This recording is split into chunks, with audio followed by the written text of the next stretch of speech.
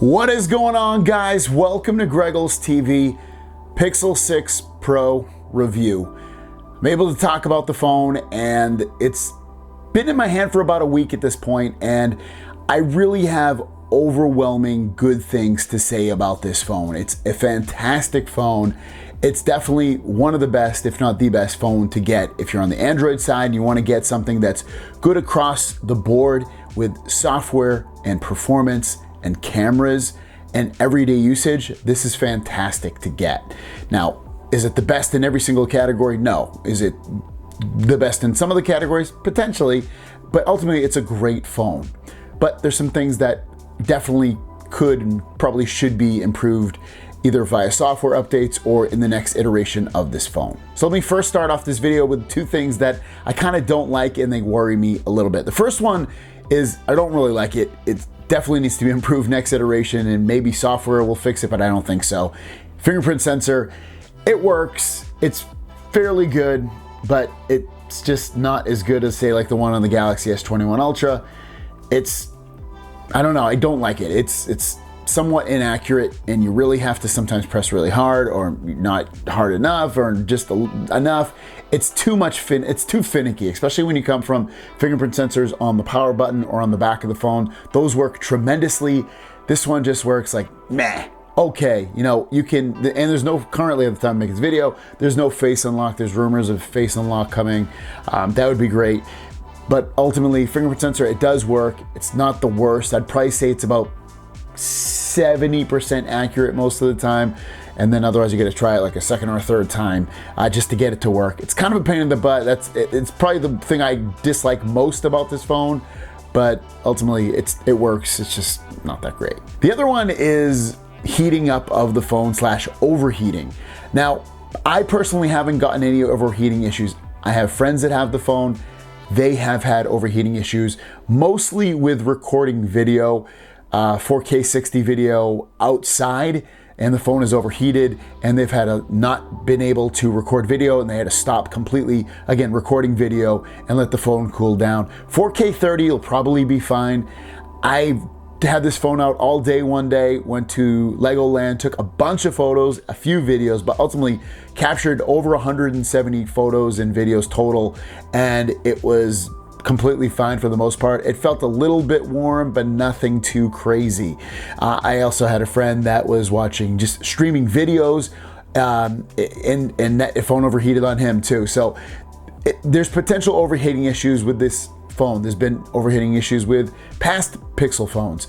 I wouldn't worry about it too much, because I think the average person probably won't run into that, but just keep in mind that you might have issues with overheating.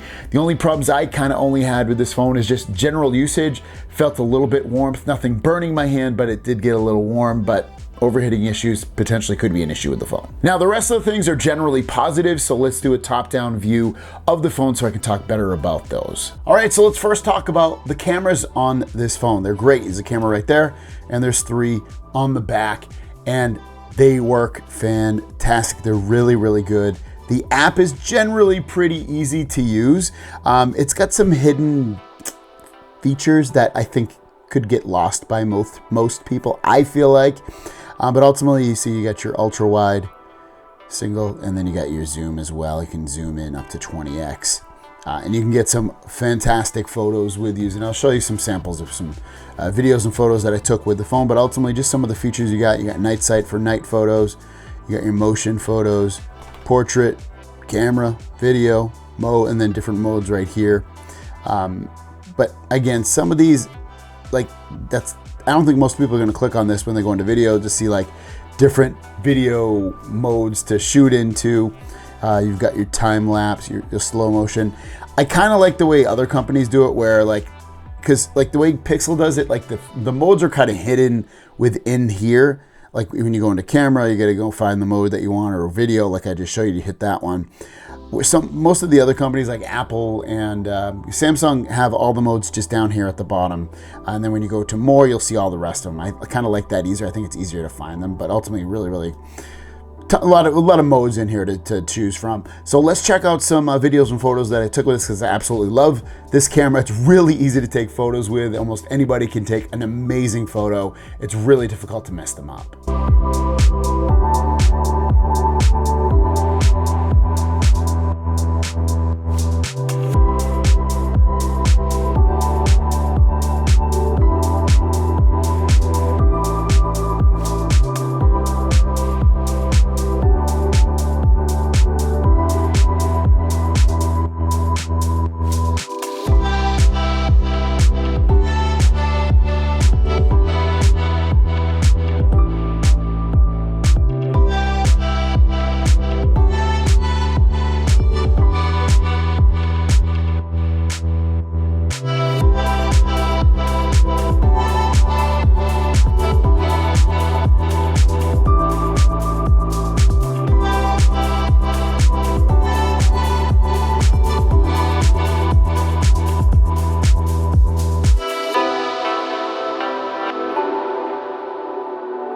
Hey guys, this is the front camera recording in 4K 30 on the Pixel 6 Pro, and just walking around the front of my house. Get a little sun action here. Turn it this way. And you're gonna see how good the microphones are, how good the quality is while walking. Again, front camera. Now let's switch to the back cameras. Here's the ultra wide camera, so you get that kind of GoPro effect. Very wide to capture pretty much everything that you can see. I can get pretty close and it should still be able to see my whole face. I can't see it, so whatever. I've realized I haven't done that much video on this phone in the amount of time I've had it. Usually when I do video, it's usually for my channel or like a quick 10-second thing on my son. I haven't really done that much with this one, but still, yeah. I mean, it's a Pixel phone, right? It's supposed to, the video is supposed to be improved. Photos are definitely awesome. So yeah, there you go. Ultra wide.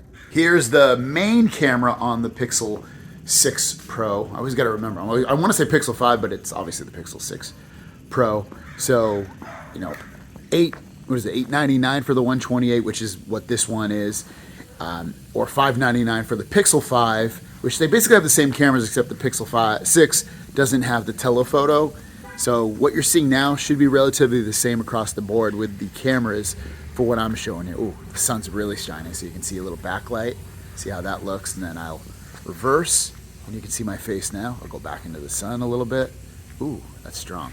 That sounds really strong. What do you guys think? How does it look? How does it sound? Let me know in the comments down below.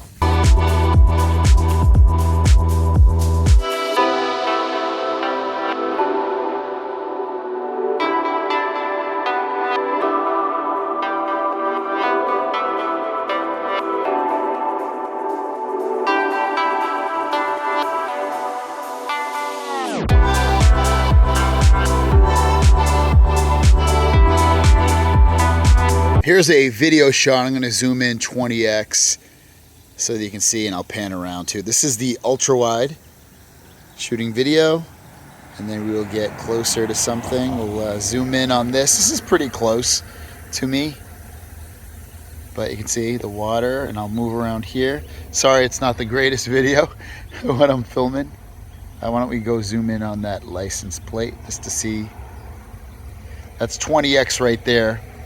Next will be look and feel on this phone. So, it is a slightly curved display. I use a case with a pop socket, and it makes it a lot easier to hold. So I would recommend getting some kind of pop socket with a case, obviously, to hold the phone.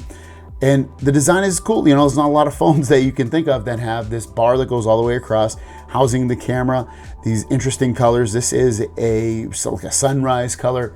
To me, right here, it looks a little bit white and orange or yellow up here. When I look at it in real time here, it almost looks salmon color, not on camera, but just me looking at this angle with with my own eyes. So it's an interesting design. Is it the coolest, best looking phone ever? Probably not, but it's still out there, and I'm glad that they took a chance with it, with that kind of distinguishing that, that's a Pixel phone, that's not a Samsung phone. Next, let's talk about the speakers. Speakers on this, stereo speakers, they sound good. They're pretty bassy for the most part. Let's just put some music on here.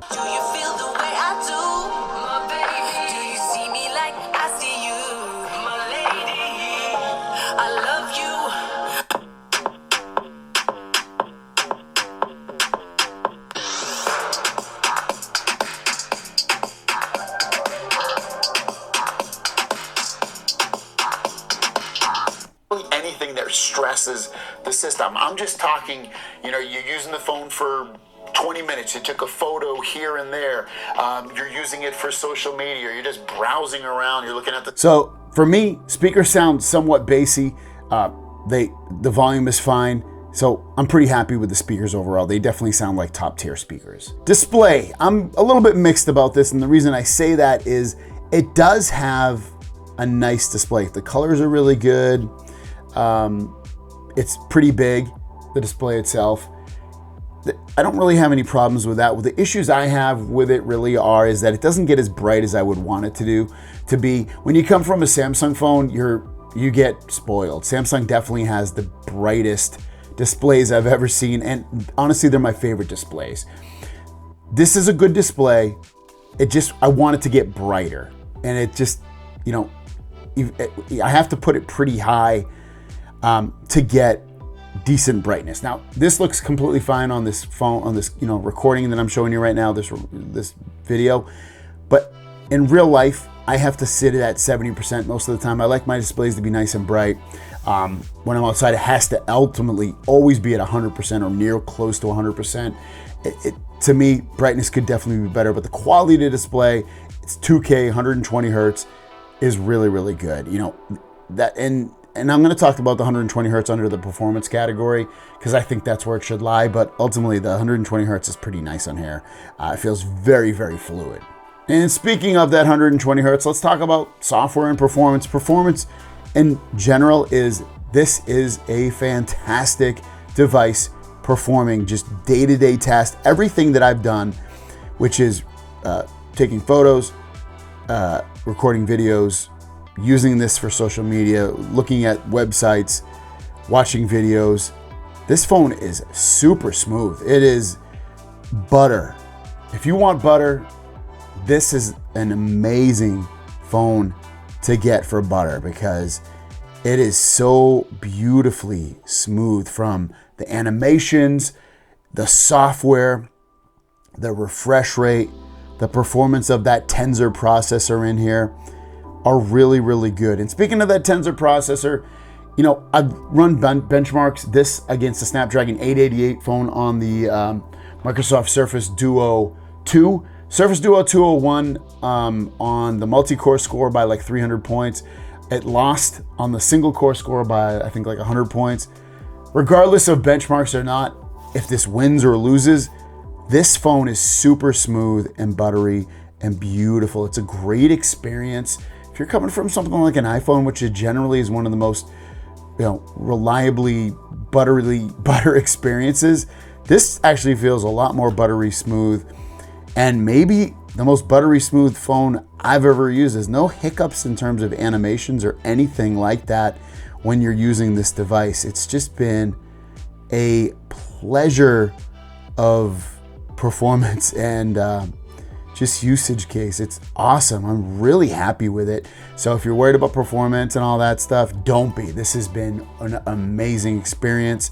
Software, it's so simplistic, but there's enough in here to make you feel like you're getting, you know, a really different experience than, say, an iPhone, because obviously it runs Android, but there's customizations in there and they're nice.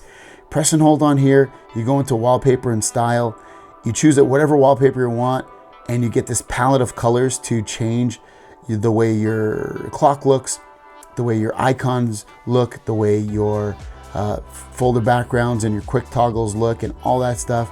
All with the click of a button. You can choose wallpaper colors in here, and you can just get some beautifully looking things. From dark themes, you can theme your icons, like I said, by turning that on. You can change your app grid. It's just so simple, and it's simplistic. I mean, it's not going to give you crazy effects, but it just looks awesome. It goes so well, and they did a great job with this with the Android 12 software. And like I said, there are customizations in here all throughout the software.